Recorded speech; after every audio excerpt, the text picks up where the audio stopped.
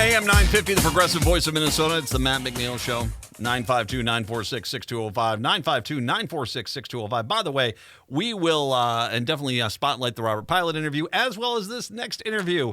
We head up to Senate District 35. Kari Rehrauer is kind enough to join us. She is the Democrat running for that state Senate seat and is kind enough to join us today to talk about her campaign. Hi, Kari. How are you today?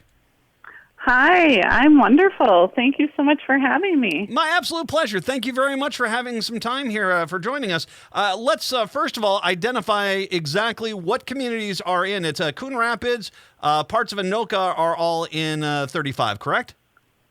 Yeah, it's almost all of Coon Rapids except the very little cutout triangle on the southern tip. And then it's all of the city of Anoka and then 2 precincts of southeastern Andover. Mm-hmm. The current, and I know this is, we just had redistricting, so it's not exactly in equals here, but the current senator is a Republican. This is definitely a DFL seat.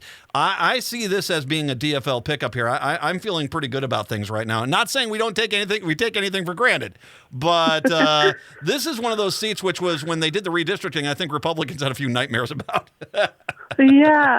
Yeah, absolutely. The deal here is that we have, as you just alighted to, is that we have to flip the Senate majority, and my district is key in flipping the Senate.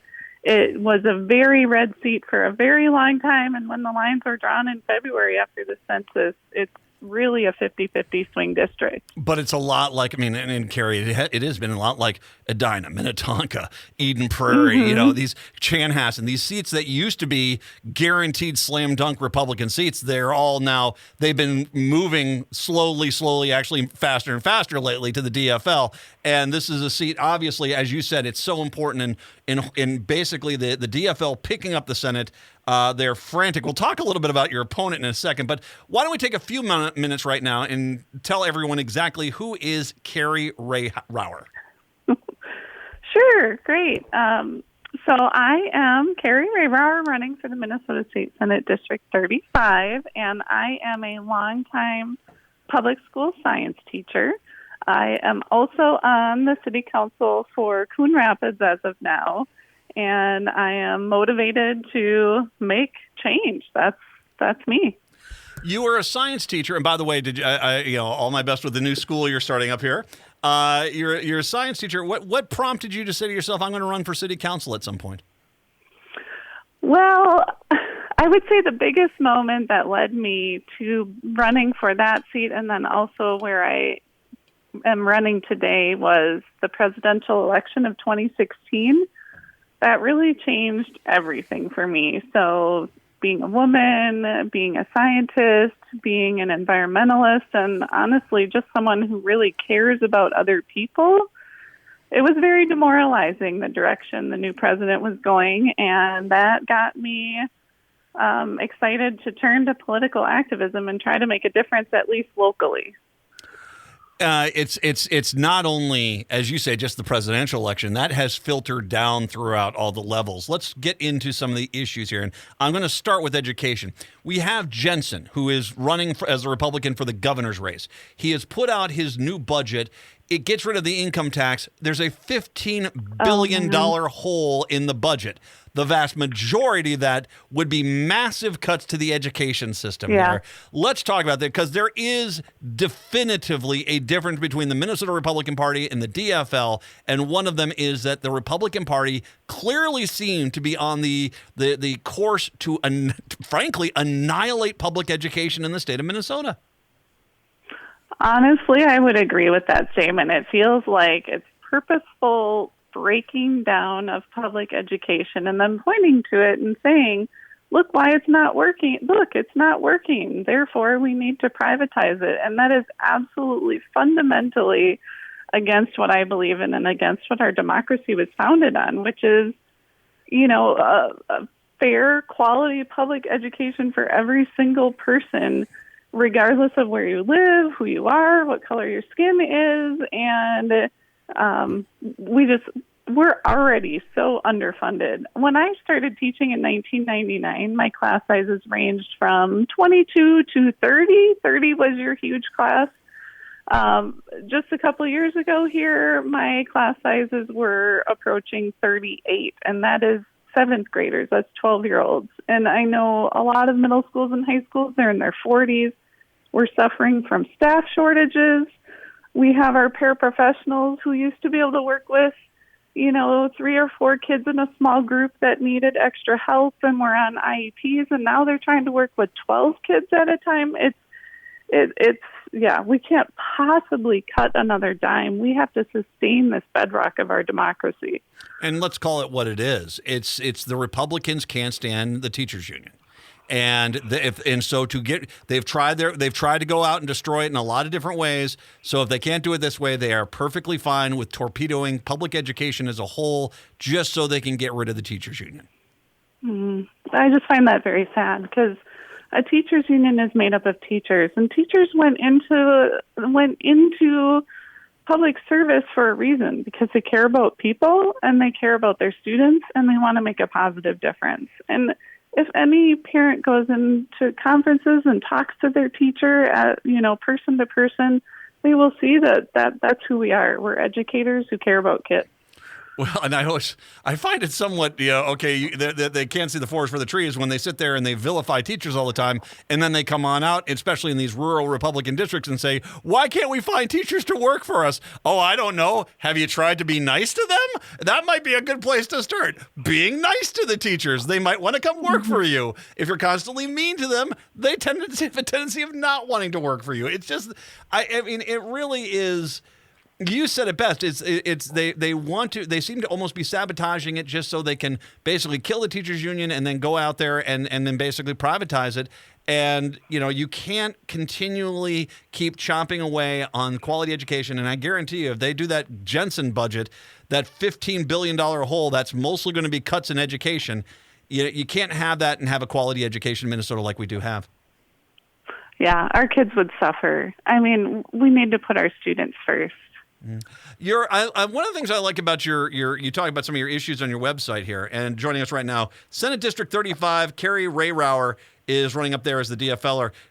Basically the western border of your district is the Mississippi River here. You talk about reinforcing our infrastructure here. This is you are on one of the major rivers of the United States, of the world, and frankly, the infrastructure maintenance and upkeep has not held up here. We do have budget funds available now. We have this great Biden infrastructure bill that's putting some getting a lot of projects fixed up. But infrastructure really does need to be a major focus, not only on that Mississippi River, but in all districts across the state. Correct? Oh, absolutely. I see that as my work on the city council. We don't really have the funds at the city level to update all of our sewers and our water systems and so on, when that takes millions of dollars, and it is quite difficult to do that without some support from the state and federal government. So it's key, because many of these things are decades old and it's time for their replacement. And it's something that as well, I mean, you're also a big pro-union candidate here as well. I mean, these are jobs. These are good-paying jobs that, and usually these projects are not quick. They're usually years-long projects, so it's guaranteed income, guaranteed sustainable infrastructure improvement, and, people get a good paycheck. It's a win across the board, because then, of course, the improved infrastructure helps the community as a whole. That's absolutely true. And what's really sad, however, is that we didn't have a Senate majority willing to come back for a special session at the state level in order to pass the funds that would help our cities, our infrastructure, our workers, jobs, and so on. So we had $9 billion that's still left on the table, when that could have, helped regular Minnesotans a lot. Especially, not just in your district, but in a lot of Republican districts too, which is even more head-scratching when you think about it. Obviously, this is the issue, I think, of the election cycle. They overturned Roe v. Wade. The Republicans keep screaming, oh, it's safe in Minnesota, we're not going to touch them. I don't trust them. I think they're lying. You are very clear here. You are for women's rights, correct? That is right. Talk a little bit about that, Absolutely. because I mean, if you were encouraged by, or not, encouraged, probably not the right word, inspired to run for offices because of Trump, then I got to believe that when they overturned Roe v. Wade, that turned your passion into turbo drive, because once again, now they're pulling away rights from women. Mm-hmm, absolutely. So after that election, I marched for science. I marched for women. I marched for our lives, and I knew that it didn't matter how much we marched, things weren't going to change. That at the federal level, they weren't listening to that. So that's why I wanted to act locally and now at the state level. And it is absolutely important that we flip this seat and we flip the Senate majority, because that is the only way I believe that we will protect reproductive freedom here in Minnesota. No, I do not believe that our current Senate majority would protect reproductive freedom. And every pregnant person should be able to make that decision with their family and their health care provider that way, not with a politician making that decision for them. And no matter how much Republicans insist it's not on the ballot, if they get the majority, it will always be on the ballot. That's what they're going to do. Which brings me to, I'm not going to mention who your opponent is, a Republican. But I've got to give, if there was an award for Republican who is trying to disguise themselves as a Democrat more than your opponent, I don't know who it is. I was on his webpage. He looks like he's a DFLer. He is frantically trying to hide his party affiliation, because I think what he's trying to do is trick the voters of 35 into voting for him. I would agree with that. The signs are blue, and there's a lot of talk about bipartisan work, and it includes in the mailers and the newspapers that are sent home. But people need to look at the voting record and what that says. And the last 8 years in the Senate, the voting record is very conservative. This is an opponent that has a 100% rating from the NRA and a 0% rating from Planned Parenthood. So we're only going to be able to strengthen public schools, do things like make health care affordable, pass common sense gun laws, and protect a woman's right to choose by flipping this seat and also flipping the Senate, because it is clear that my opponent is not moderate.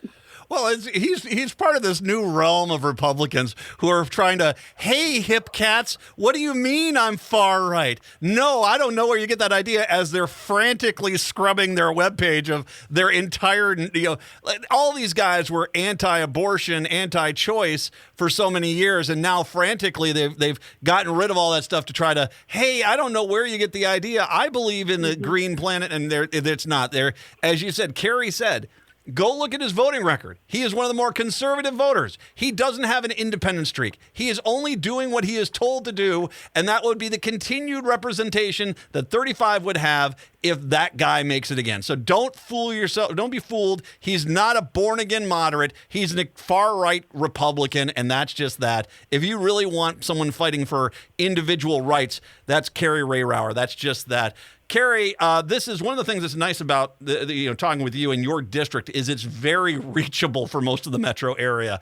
I want people up there door knocking. I want people up there making donations. So if an individual wants to help your campaign and help flip that seat to the DFL, how do they get involved with your campaign? Absolutely. Thank you so much. Door knocking is our number one way that we're going to reach our independents and our persuadable voters, and we are out there all the time. So Kari4mn.com. It's KariForMN.com is my website. It's a great place to go to donate. You can just click the donate button. It's also a place where you can sign up to volunteer. Or you can email me directly at the same name. So Kari4mn@gmail.com. And once again, there's a lot of opportunities there. If you want to get involved, by all means, get in touch. This is a very winnable seat for the DFL. But Kari, I think you will say this. Last thing I'll ask you. It comes down, if the DFL knocks on every door in that district, the DFL will win that district. Is that a fair assessment? Absolutely. I agree with it.